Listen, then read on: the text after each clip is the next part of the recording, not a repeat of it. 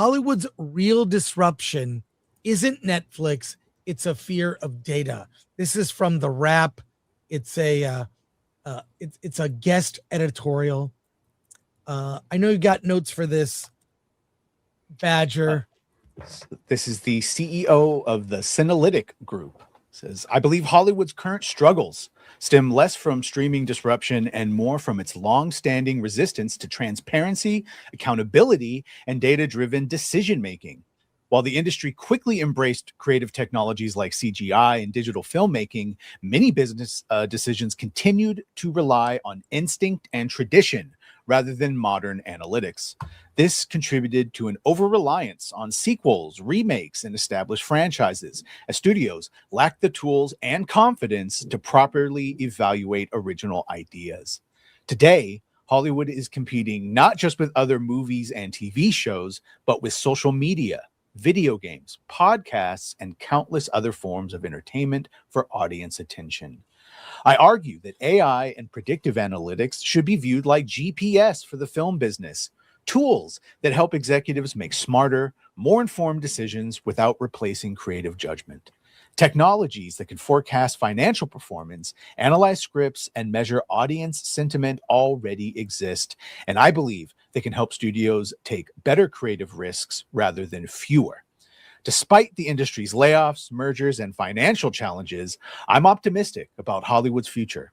The demand for great storytelling remains strong, and the technology to support both creativity and business strategy is more advanced than ever.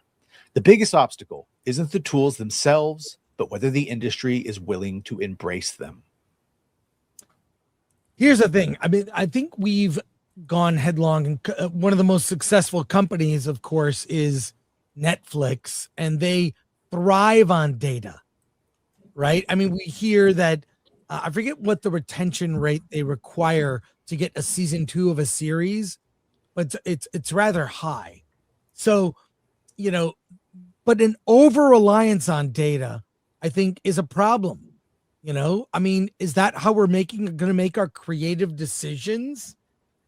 Well, yeah, that's the interesting thing. We dealt with a lot of that even when I was building Criticalist, right? Because they deal with all this data when building websites and building platforms and apps and all this stuff. And I literally had to push my dev team to do things that they have been told they are not allowed to do because the data shows that people don't like certain things.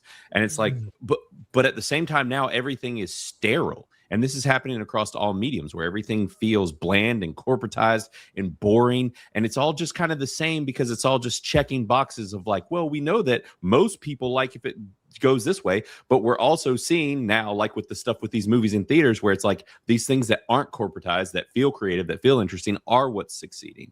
It's this data that's making everything fail, because it is all just become a numbers game, and we're removing the creativity, what is interesting and what is giving people a draw to want to consume it, to want to enjoy it across all mediums. And I think that all this data is ruining everything. Well, I think calling it data is one thing.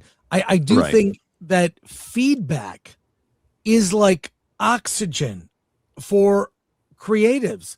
A filmmaker, feedback, whether it's positive or negative, you choose how to interpret the data. But I think that kind of, we began the show talking about this with the overwhelming success of Backrooms and Obsession, like filmmakers that came up through YouTube, where your feedback is the people in the chat. You know, when they said, for example, they didn't like the color on Alan's wall in the back, he painted it and did a video for members only. Yes. And we have 150,000 subscribers. Yes. From that painting. But I don't know. Here's the problem. Well, the problem is that data does not allow you to innovate, and it doesn't allow you to take risks. All it tells you is what people are into now. And so the moment you step out of that, that's when you're in the risky territory. And the problem is Hollywood refuses to go into the risky territory anymore. They want to only do stuff that the algorithm says is safe for them. which is why we're doing these IPs, why we're going back to the 80s and rebooting all this stuff. At some point, you just got to take that risk. And Netflix, if you watch Netflix original stuff, no risk taking whatsoever. I feel like their data's got to be whack a little bit too. Like, I don't know anybody that sits down seriously and watches a Netflix original series or film.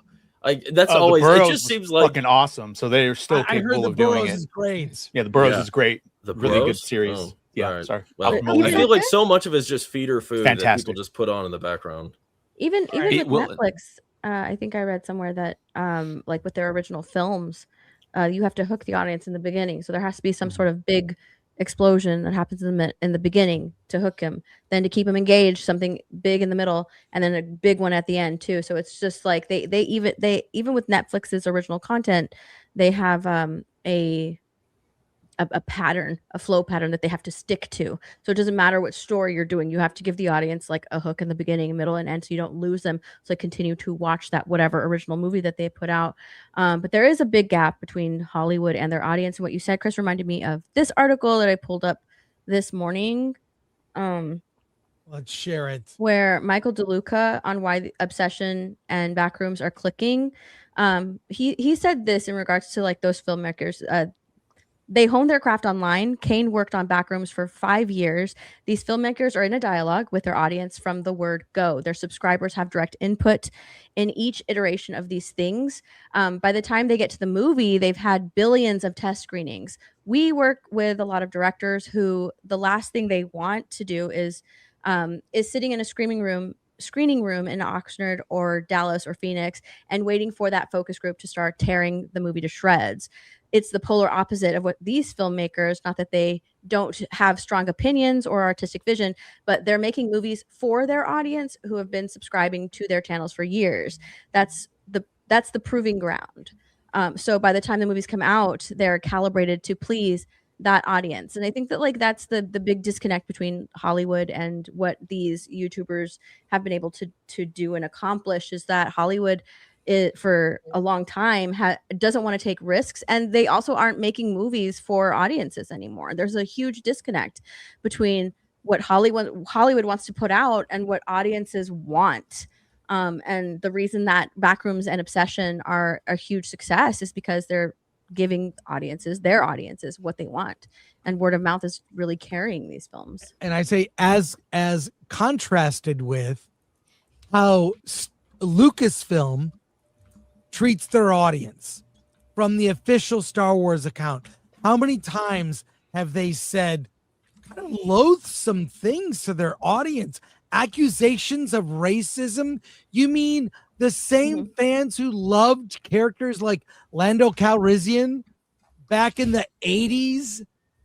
Like who I remember people clamoring like, is Lando coming back in the sequels? They finally shoehorned him into the last one. But it's crazy. Sam Jackson as Mace Windu was a beloved character, in the prequels. So like the way that Star Wars, the Lucasfilm and the company has treated their fans, they're not in dialogue. They're in a toxic relationship. So yeah, that's kind of Peter Chernin said something similar in that. So that's great stuff.